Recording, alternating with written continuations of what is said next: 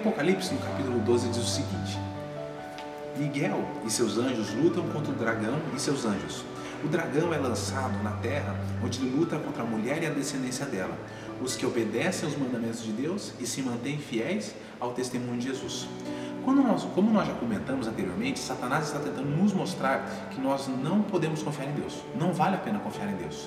E quando nós entendemos todo o quadro que está por trás dessa história, nós percebemos que Satanás ele está em guerra contra Deus, desde quando ele foi expulso do céu.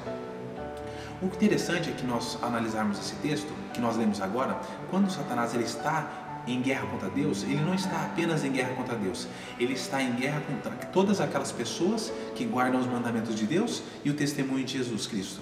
Por quê? Satanás está tentando mostrar que nós não devemos confiar em Deus.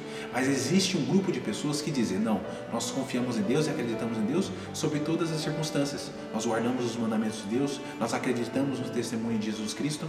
E quando essas pessoas tomam o lado de Deus, elas tomam a confiança de Deus, o que acontece? Satanás não está apenas em guerra contra Deus, mas ele se põe em guerra contra essas pessoas também. Toda vez que nós pecamos, existe uma escritora chamada Ellen White que ela diz o seguinte, que a base de todo pecado é a falta de confiança em Deus.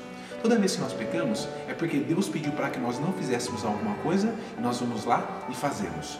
Ou seja, toda vez que nós pecamos, nós cometemos um pecado deliberado, que é aquele pecado que nós sabemos que é pecado e mesmo assim o cometemos, nós estamos decidindo do nosso lado.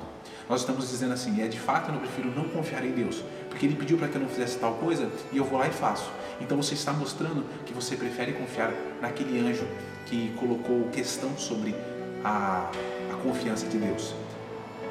Agora o interessante é que Deus ele não se relaciona com o pecado, mas Ele se relaciona com o pecador.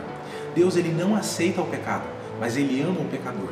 Então, durante o plano que Ele tinha em relação a essa terra, depois que o pecado ele entrou, o salário do pecado é a morte, diz a Bíblia. As pessoas que pecaram primeiro, Adão e Eva, eles deveriam ter morrido. Mas o que aconteceu?